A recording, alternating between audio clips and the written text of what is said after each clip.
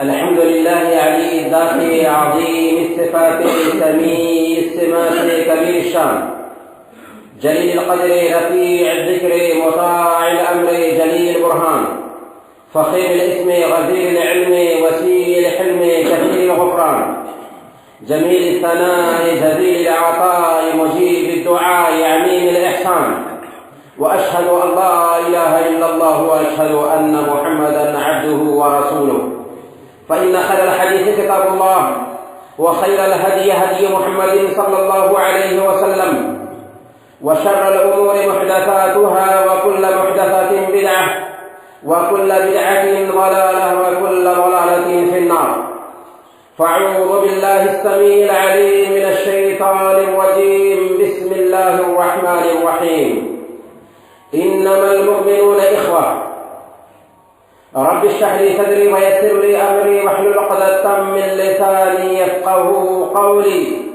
سبحانك لا علم لنا إلا ما علمتنا إنك أنت العليم الحكيم. بزرگوں اور دین ملی بھائیوں، ہر طرح کی حمد و ثنا بڑائی اور کبریائی اس وحدہ لا شریک کے لیے لائق و زیبا اور سزاوار ہے جس ذات پاک نے ہم سب کو پیدا فرمایا اور ہماری ہدایت اور رہبری کا سامان تیار کیا، آخری نبی محمد رسول اللہ صلی اللہ علیہ وسلم کا امتی بنایا. اللہم صلی وسلم وبارک علیہ. محترم بھائیوں، ایک انسان معاشرے میں رہتا ہے تو معاشرے کے بھی کچھ اصول ہوتے ہیں، کچھ قاعدے ہوتے ہیں، کچھ ضابطے ہوتے ہیں. پھر جن لوگوں کے ساتھ میں وہ معاملہ کرتا ہے ان کے ساتھ بھی معاملہ کرنے کے کچھ اصول ہوتے ہیں، قاعدے ہوتے ہیں، ضابطے ہوتے ہیں.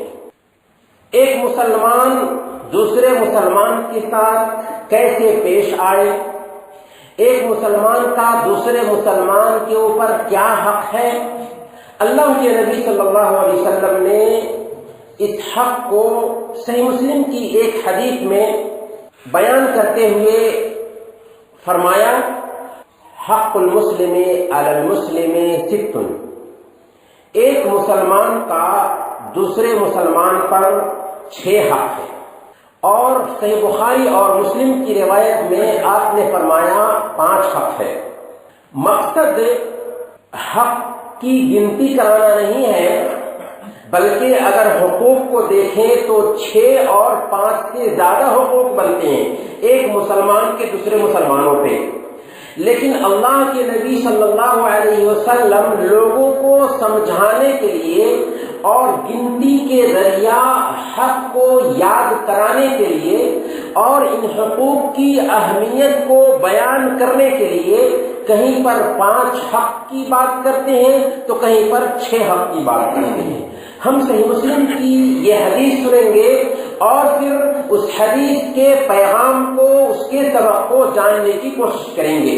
اس کے بعد اس حدیث کا ہمارے لیے کیا پیغام ہے، عملی زندگی میں برتنے کے لیے ہمارے پاس میں کیا سبق ہے، اس کو بھی جاننے کی کوشش کریں گے. تو آئیے اللہ کے نبی صلی اللہ علیہ وسلم کی اس حدیث کو سنتے ہیں. آپ فرماتے ہیں کہ ایک مسلمان کا دوسرے مسلمان پر 6 حق ہے. صحابہ کرام چونکہ نیکیوں کے رضیہ تھے، اس لیے صحابہ کرام نے پوچھا وما ہن یا رسول اللہ، یہ 6 حق کیا ہے، انہیں بتایا جائے. چنانچہ اللہ کے نبی صلی اللہ علیہ وسلم نے ایک حق کی گنتی کر کے بتا دیا. سب سے پہلے اذا لقیتہ فسلم علیہ، جب تم ایک مسلمان سے ملو تو اسے سلام کرو. وَإِذَا دَعَاكَ فَأَجِبْهُ، جب ایک مسلمان تمہیں دعوت دے، کھانے پر بلائے تو تم اس کی دعوت قبول کرو. وَإِذَا اسْتَنْصَحَكَ فَانْصَحْ لَهُ، اور جب تم سے کسی معاملے میں مشورہ طلب کر رہا ہو تو تم اسے بہترین سے بہترین مشورہ دو، نصیحت کرو، اس کی خیر خواہی کرو۔ وَإِذَا عَطَسَ فَحَمِدَ اللَّهَ فَشَمِّتْهُ، اور جب اسے چھینک آئے اور پھر وہ الحمدللہ کہے تو اس کی چھینک کا جواب دو۔ وَإِذَا مَرِضَ فَعُدْهُ، اور جب وہ بیمار پڑ جائے تو اس کی عیادت کرنے کے لیے جاؤ، اس کی حالت کی خبر جاننے کے لیے جاؤ۔ وَإِذَا مَاتَ فَاتَّبِعْهُ، اور جب وہ مر جائے تو اس کے جنازے میں شرکت کرو۔ بنیادی طور پر یہ 6 حقوق اللہ کے نبی صلی اللہ علیہ وسلم نے اس حدیث کے اندر بیان کیے ہیں۔ ان حقوق میں سے سب سے پہلا حق یہ ہے کہ جب تم کسی مسلمان سے ملو تو اسے سلام کرو۔ سلام کیا ہے؟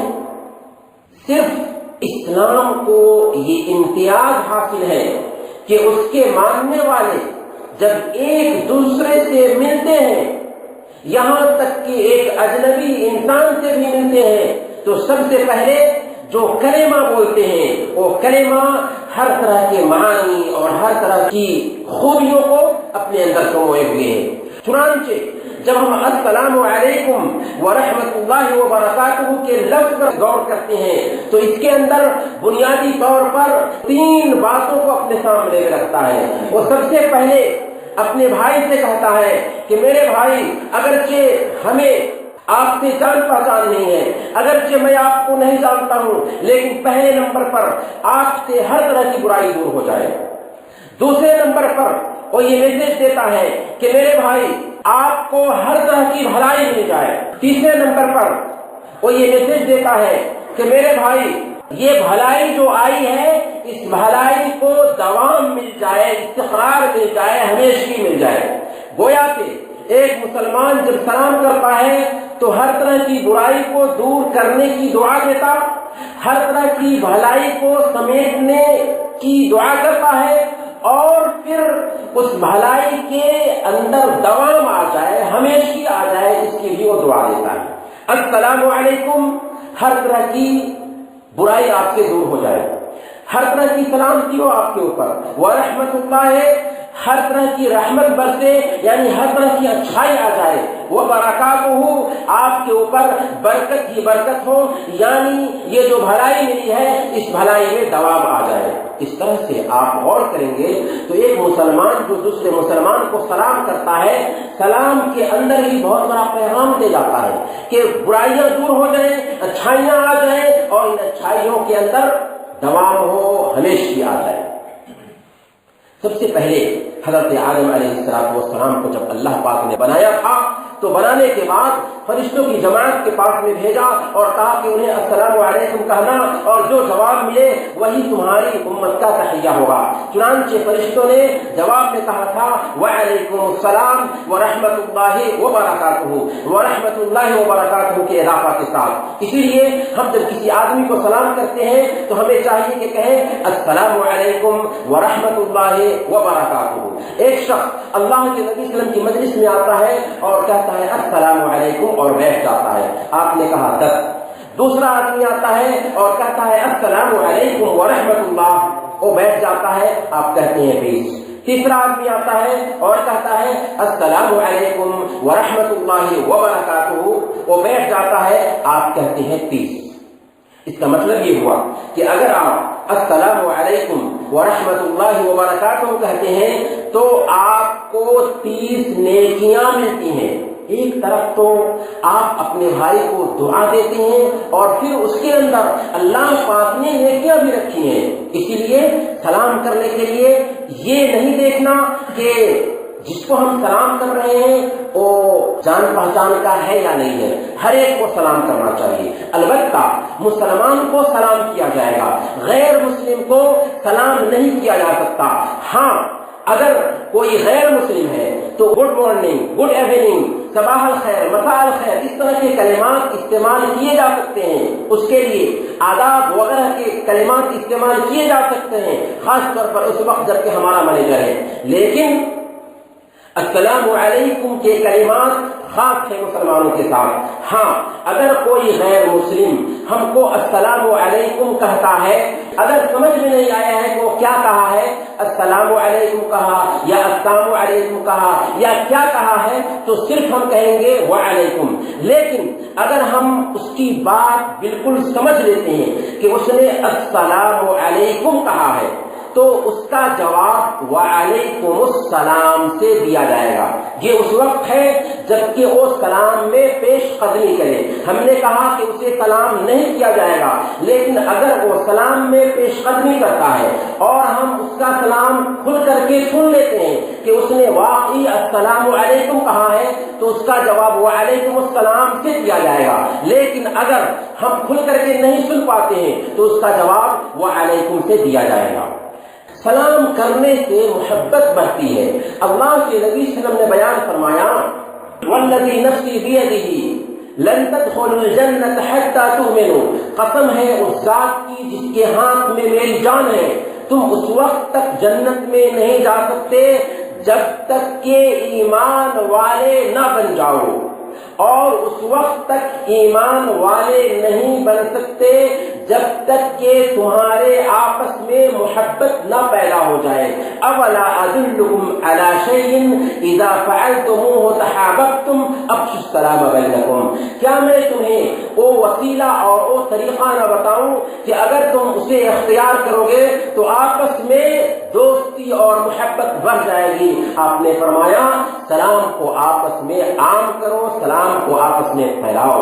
گویا کہ سلام کو پھیلانے سے محبت بڑھتی ہے. اس لیے ہمیں چاہیے کہ آپس میں ہم چاہے سامنے والے کو جانتے ہوں یا نہ جانتے ہوں، اگر ہم سمجھ رہے ہیں کہ وہ مسلمان ہے تو سلام کرنے میں پیش قدمی کریں، اور اگر ہم سلام کرتے ہیں تو جواب بہتر سے بہتر طریقے سے دیا جائے، کہا جائے وعلیکم السلام ورحمۃ اللہ وبرکاتہ. گویا کہ ایک مسلمان کا دوسرے مسلمان پر جو حق ہے اس میں سے پہلا حق ہوا جب ہم اس سے ملیں تو اسے سلام کریں. دوسرا حق اس حدیث کے اندر اللہ کے نبی صلی اللہ علیہ وسلم بیان فرماتے ہیں کہ وَإِذَا دَعَاكَ فَأَجِبْهُ، جب تمہارا مسلمان بھائی تمہیں دعوت دے تو اس کی دعوت کو قبول کرو. اگر یہ دعوت ولیمہ ہے، یعنی ولیمہ کی دعوت ہے، تو اس دعوت کو قبول کرنا ضروری ہوگا، واجب ہوگا. اگر نہیں جاتے ہیں کھانے کے لیے تو ہم گناہگار ہوں گے.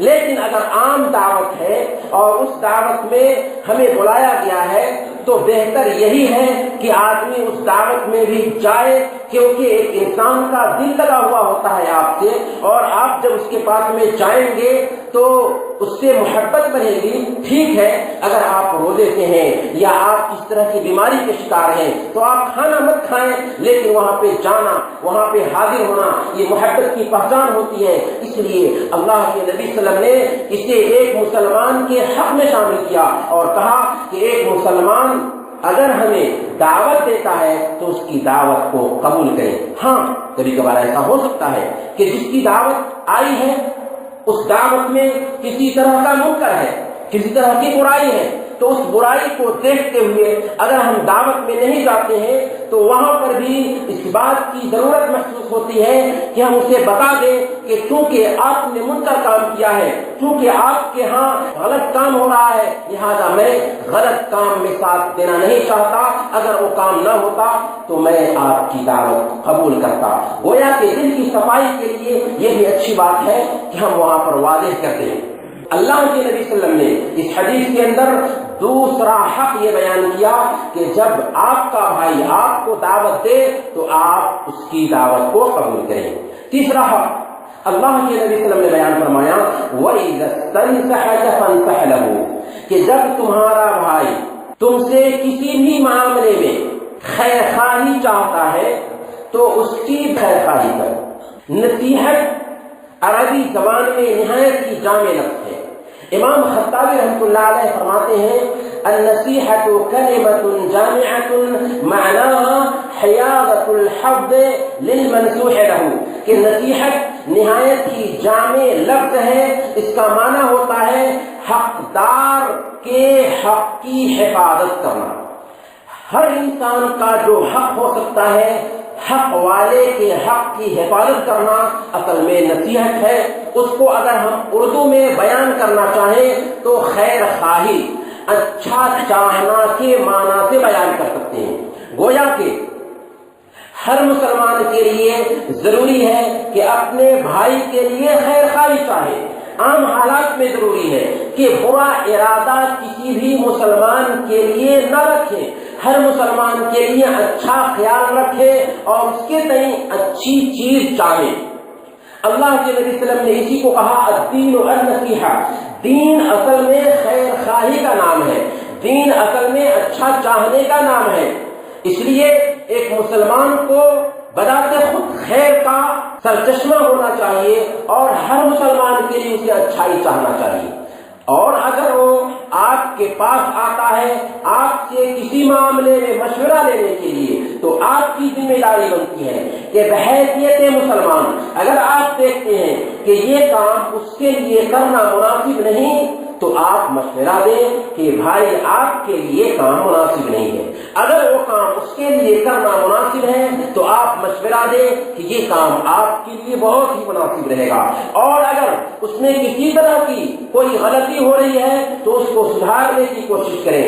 اگر کسی طرح سے آگے بڑھنے میں کوئی رکاوٹ آ رہی ہے تو اس کو دور کرنے کی کوشش کریں۔ یعنی خیر چاہنا، بھلائی چاہنا ایک مسلمان کی پہچان ہوتی ہے۔ اسی لیے اللہ کے نبی صلی اللہ علیہ وسلم نے بیان فرمایا لا یؤمن احدکم حتی یحب لاخیہ ما یحب لنفسہ، تم میں سے ایک آدمی اس وقت تک مومن ہو ہی نہیں سکتا جب تک کہ اپنے لیے جو پسند کرتا ہے وہی اپنے بھائی کے لیے پسند نہ کرے۔ گویا کہ معیار یہ ہے ہماری زندگی میں کہ جو کچھ ہم اپنے لیے پسند کرتے ہیں وہی اپنے بھائی کے لیے پسند کریں۔ ظاہر سی بات ہے کہ ہم اپنے لیے جو کام پسند کرتے ہیں، ہمارا بھائی ہمارے سامنے میں آیا ہے، اچھائی طلب کرنے کے لیے آیا ہے، خیر خواہی کے لیے آیا ہے، نصیحت کے لیے آیا ہے، تو اسے ہم بہترین طریقے سے نصیحت کریں، اس کی خیر خواہی کریں۔ یہ ایک مسلمان کا دوسرے مسلمان پر تیسرا حق تھا۔ چوتھا حق اللہ کے نبی صلی اللہ علیہ وسلم نے اس حدیث کے اندر بیان فرمایا کہ وَإِذَا عَطَسَ فَحَمِدَ اللَّهَ فَشَمِّتْهُ، کہ اگر کسی کو چھینک آتی ہے اور وہ الحمدللہ کہتا ہے تو تم اس چھینک کا جواب دو۔ ایک ہے چھینک اور ایک ہے جمائی۔ چھینک آنا اچھی چیز ہے، کیونکہ چھینک اگر نہ آئے تو جسم کے اندر جو گیس جمع ہو جاتا ہے اس گیس کی وجہ سے انسان کی حالت خراب ہو جائے، لیکن جب چھینک آتی ہے تو اس کی وجہ سے جسم کے جو گیس ہیں وہ باہر نکل جاتے ہیں۔ اب یہاں پر چونکہ اللہ رب العالمین نے اسے عافیت دی ہے اس لیے حکم دیا گیا کہ وہ الحمدللہ کہے، اے اللہ تیرا شکر ہے کہ تو نے ہمارے جسم کے یہ جو جراثیم ہو سکتے ہیں، گیس جو ہو سکتا تھا، اس گیس کو نکالا، الحمدللہ۔ پھر جب وہاں پر کوئی سن رہا تھا اس الحمدللہ کو تو اسے چاہیے کہ وہ کہے یرحمک اللہ۔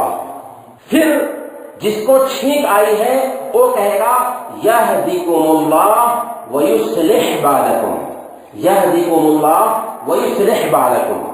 اگر 3 مرتبہ چھینک آئی تو اس کے بعد کہا جائے گا شافاک اللہ۔ اللہ کے نبی صلی اللہ علیہ وسلم کے پاس میں ایک آدمی کو چھینک آتی ہے، 1 مرتبہ، 2 مرتبہ، تیسری مرتبہ اللہ کے نبی صلی اللہ علیہ وسلم نے اسے کہا کہ اللہ رب العالمین تمہیں عافیت دے، تمہیں شفا دے، عافاک اللہ شافاک اللہ، کیونکہ وہ بیمار تھے۔ گویا کہ اسلام اس چھینک میں بھی ہمیں حکم دیتا ہے کہ اسلامی تعلیمات کو اپنائیں، الحمدللہ کہیں، سننے والا یرحمک اللہ کہے گا اور پھر اس کا ہم جواب دیں گے یہدیکم اللہ ویصلح بالکم۔ لیکن ہم کہیں پر بیٹھے ہوئے تھے، ایک آدمی کو چھینک آئی اور اس نے الحمدللہ نہیں کہا، تو حدیث کیا کہتی ہے؟ حدیث یہ کہہ رہی ہے کہ کسی کو چھینک آتی ہے الحمدللہ کہتا ہے تب تم یرحمک اللہ کہو، اگر وہ الحمدللہ نہیں کہتا ہے تو یرحمک اللہ نہیں کہا جائے گا۔ ہاں اتنا ضرور ہے کہ دین کی جانکاری نہ ہونے کی وجہ سے اس نے الحمدللہ نہیں کہا تو ہم اسے یاد دلا سکتے ہیں، الحمدللہ کہنے کے لیے یاد دلا سکتے ہیں۔ چھینک کا جواب اس وقت دیا جائے گا جبکہ اس نے الحمدللہ کہا ہو، اس کے جواب میں یرحمک اللہ کہا جائے گا۔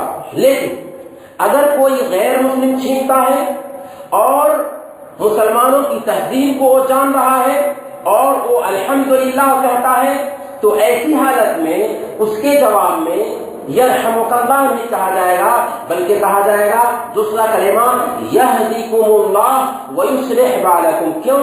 اس لیے کہ ایک غیر مسلم رحم سے زیادہ ہدایت کا مستحق ہے، اس لیے اسے کہا جائے گا یہدیکم اللہ ویصلح بالکم۔ گویا کہ اسلام نے یہاں پر بھی ہمیں یہ حکم دیا کہ معمولی ایک چھینک آئے تو اس میں بھی ہم اللہ کا نام لیں، لیکن چھینک اور جمائی میں فرق ہے۔ جمائی آنا یہ شیطان کی طرف سے ہوتا ہے اور عام طور پر جب سستی آتی ہے تو جمائی آتی ہے، لیکن چھینک یہ نعمت ہے اللہ کی طرف سے، یہ نعمت حاصل ہوتی ہے اور اس سے صحت برقرار رہتی ہے۔ اسی لیے جب جمائی آئے تو منہ پر ہاتھ رکھ لیں تاکہ جمائی سے آدمی بچ سکے اور منہ کھلا نہ رکھے۔ اللہ کے نبی صلی اللہ علیہ وسلم نے کہا کہ جب جمائی آتی ہے اور منہ کھولتا ہے ایک انسان تو شیطان اس پر ہنستا ہے۔ اللہ کے نبی صلی اللہ علیہ وسلم نے ایک مسلمان کا دوسرے مسلمان پر جو حق ہو سکتا ہے، چوتھا حق یہ گنایا کہ ایک مسلمان کو اگر چھینک آتی ہے اور وہ الحمدللہ کہتا ہے تو سن کر کے ہم یرحمک اللہ کہیں گے۔ پھر اللہ کے نبی صلی اللہ علیہ وسلم نے اسی حدیث میں پانچواں حق بتایا وَإِذَا مَرِضَ فَعُودْهُ، جب تمہارا بھائی بیمار پڑ جائے تو اس کی عیادت کرنے جاؤ۔ عیادت کرنا اتنا اچھا عمل ہے کہ اس کو وہی آدمی صحیح طریقے سے سمجھ سکتا ہے جو بیمار پڑا ہو اور بیمار پڑنے کے بعد اس کے پاس لوگ عیادت کے لیے آئے ہیں۔ عیادت کرنے کے لیے جب ہم جاتے ہیں کسی مریض کے پاس تو عجیب طریقے سے اس کے دل میں ہمارے تئیں محبت بیٹھتی ہے، کیونکہ وہ سمجھتا ہے کہ یہ انسان ہمارے لیے مخلص ہے، ہمارے خوشی اور غم میں شریک ہونے والا ہے، اور اس طرح سے معاشرے کے اندر محبت عام ہوتی ہے، محبت بیٹھتی ہے۔ اسی لیے اللہ کے نبی صلی اللہ علیہ وسلم نے اس کی اہمیت بھی بیان فرمائی۔ چنانچہ سنن ترمذی کی روایت ہے، اللہ کے نبی صلی اللہ علیہ وسلم فرماتے ہیں جو مسلمان کسی مسلمان کی عیادت کرنے کے لیے صبح میں جاتا ہے تو شام تک اس کے لیے 70,000 فرشتے دعا کرتے رہتے ہیں، اور اگر وہ شام میں کسی بھائی کی عیادت کرنے کے لیے جاتا ہے تو صبح تک اس کے لیے 70,000 فرشتے دعا کرتے رہتے ہیں۔ آپ تصور کیجیے، آپ اپنے بھائی سے کسی رشتہ کی بنیاد پر یا رشتہ نہ ہو پھر بھی گئے ملنے کے لیے، ایک طرح سے آپ کا تعلق بنا محبت پر ہی، لیکن اللہ رب العالمین کا کرم دیکھے کہ اللہ رب العالمین نے آپ کے پیچھے 70,000 فرشتوں کو لگا دیا جو آپ کے لیے دعا کرنے میں لگ جاتے ہیں۔ اگر ایک انسان اس نقطے کو سمجھ لے تو کیا کسی مریض کی عیادت کرنے سے چکے گا؟ قطعاً نہیں۔ یہاں تک کہ اللہ کے نبی صلی اللہ علیہ وسلم کا اسوہ یہ ہے کہ اللہ کے نبی صلی اللہ علیہ وسلم غیر مسلموں کی بھی عیادت کرنے کے لیے جاتے ہیں۔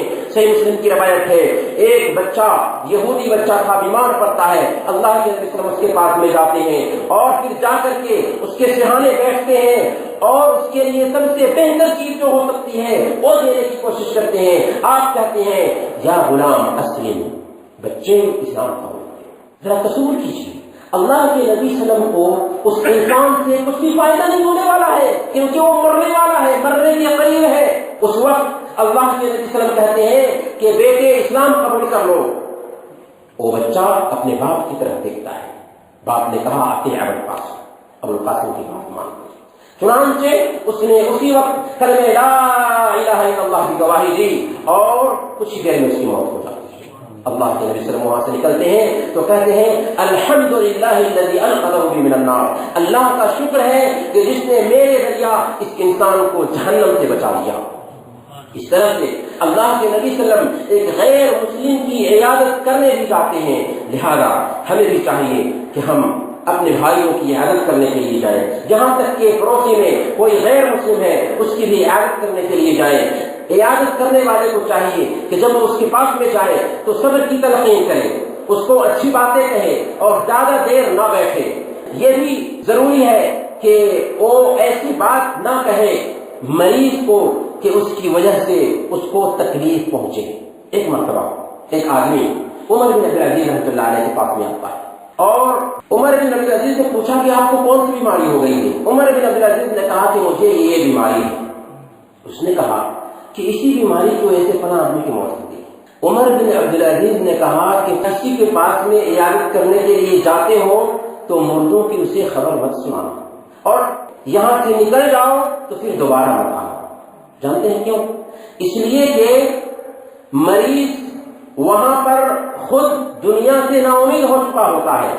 ऐसी हालत में उसकी बीमारी को और बढ़ाना नहीं है बल्कि उसे सब्र की तलकीन करनी है, नमाजों की पाबंदी का ध्यान दिलाना है और अल्लाह रब्बुल आलमीन से अच्छा गुमान रखने की ताकीद करनी है।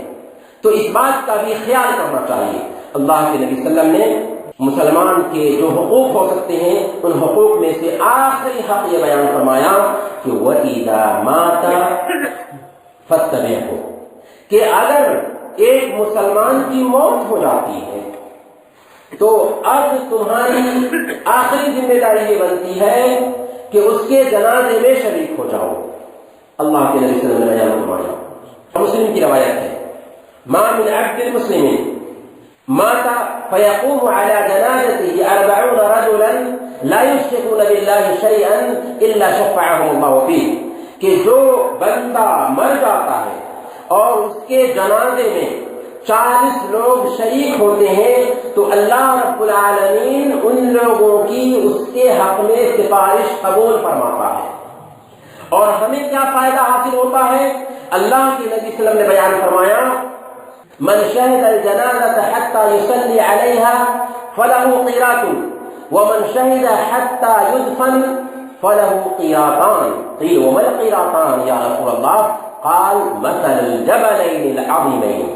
जो कोई जनाजे में शरीक होता है यहां तक कि उसके जनाजे की नमाज अदा कर लेता है तो उसे 1 क़ीरात का सवाब मिलता है। और जो कोई जनाजे में शरीक होने के साथ दफन में भी शरीक होता है तो उसे 2 क़ीरात का सवाब मिलता है। लोगों ने पूछा, या रसूल अल्लाह ये 2 क़ीरात क्या है? आपने फरमाया 2 बड़े पहाड़ के जैसे। यानी अगर कोई आदमी किसी मुसलमान भाई के जनाजे में शरीक हुआ और उसके जनाजे की नमाज पढ़ी और फिर उसकी तदफीन में भी शरीक रहा तो उसे 2 बड़े पहाड़ के जैसे सवाब मिलता है। इससे हम अंदाजा लगा सकते हैं कि हम जो किसी भी मुसलमान के जनाजे में शरीक हुए थे हमने उसको फायदा नहीं पहुंचाया, खुद हमें फायदा हुआ। इसीलिए इब्न उमर रज़ियल्लाहु तआला अन्हु जब ये हदीस सुनते हैं तो कहते हैं लक़द फ़र्रत्ना फ़ी क़रारीत कसीरा, हमने इन बहुत सारे नेकी के अजर और सवाब से अपने आप को महरूम कर लिया। जी हाँ, ये हुकूक हैं एक मुसलमान के दूसरे मुसलमान पे। अल्लाह के नबी सल्लल्लाहु अलैहि वसल्लम ने इन हुकूक को 6 हक में समोते हुए इस हदीस में अल्लाह के नबी सल्लल्लाहु अलैहि वसल्लम ने हमें बता दिया कि एक मुसलमान से जब हम मिलते हैं तो उसे सलाम करें। एक मुसलमान को जब कोई दावत देता है तो उसे चाहिए कि वो दावत को कबूल करे। एक मुसलमान से अगर किसी मामले में खैरखाही चाहा जाता है तो उसकी खैरखाही करे। एक मुसलमान को अगर छींक आती है और वो अल्हम्दुलिल्लाह कहता है तो उसे चाहिए कि यरहमुकल्लाह कहे। उसी तरह से अगर वो बीमार करता है तो हम उसकी इयादत के लिए जाएं। और छठा हक ये है कि अगर वो मर जाता है तो उसके जनाजे में हम शरीक हों। ये जो 6 हुकूक हैं अल्लाह के नबी सल्लल्लाहु अलैहि वसल्लम ने हमारे सामने में बता दिया, अल्लाह के नबी सल्लल्लाहु अलैहि वसल्लम ने गिना करके समझा दिया। अब हमारी जिम्मेदारी ये बनती है कि ये जो 6 हुकूक बयान किए गए हैं इन 6 हुकूक को अपनी अमली जिंदगी में बरतने की कोशिश करें। अगर हम सुन लेते हैं और बरतते नहीं हैं तो फिर इन हुकूक का कोई फायदा होता ही नहीं। एक दूसरे से मिले तो एक दूसरे को सलाम करें, जब किसी को दावत दें तो उसकी दावत को कबूल करें।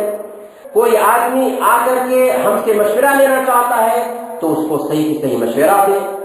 अगर कोई आदमी छींकता है और अल्हम्दुलिल्लाह कहता है तो छींक का जवाब दें।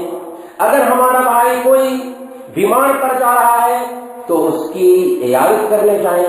अगर हमारा भाई कोई वफात पा गया है तो उसके जनाजे में शरीक हो। अल्लाह ताला से दुआ है कि अल्लाह ताला हम सबको ये काम करने की तौफीक अता फरमाए। वसल्लल्लाहु अलैहि नबीना मुहम्मद व अला आलिहि व सहबिहि अजमईन। बारकल्लाहु लना व लकुम फिल क़ुरआनिल अज़ीम व नफ़अना व इय्याकुम बिल आयाति व ज़िक्रिल हकीम। इन्नहु तआला जवादुन करीमुन मलिकुन मक़बूल।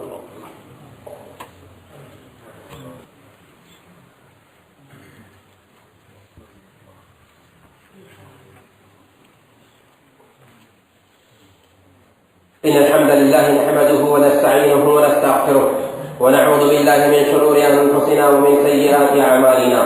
من يهده الله فلا مضل له ومن يضلل فلا هادي له. وأشهد أن لا إله إلا الله وأشهد أن محمدا عبده ورسوله. فإن خير الحديث كتاب الله وخير الهدي هدي محمد صلى الله عليه وسلم وشر الأمور محدثاتها وكل محدثة بدعة وكل بدعة ضلالة وكل ضلالة في النار. فأعوذ بالله السميع العليم من الشيطان الرجيم. بسم الله الرحمن الرحيم. إن الله وملائكته يصلون على النبي يا أيها الذين آمنوا صلوا عليه وسلموا تسليما. اللهم صل وسلم وبارك على محمد وعلى آل محمد كما باركت على إبراهيم وعلى آل إبراهيم إنك حميد مجيد. وارض اللهم عن الخلفاء الراشدين أبي بكر وعمر وعثمان وعلي وعن سائر الصحابة أجمعين. اللهم أمطر شعائب رضوانك على جميع المؤمنين والمؤمنات والمسلمين والمسلمات الأحياء منهم والأموات. اللهم أجرنا من النار، اللهم أجرنا من النار، اللهم أجرنا من النار ولا تجعلنا من حطب النار فإنها بئس المثوى وبئس القرار. عباد الله رحمكم الله، إن الله يأمر بالعدل والإحسان وإيتاء ذي القربى وينهى عن الفحشاء والمنكر والبغي يعظكم لعلكم تذكرون. واذكروا الله يذكركم وادعوه يستجب لكم ولذكر الله أكبر والله يعلم ما تصنعون.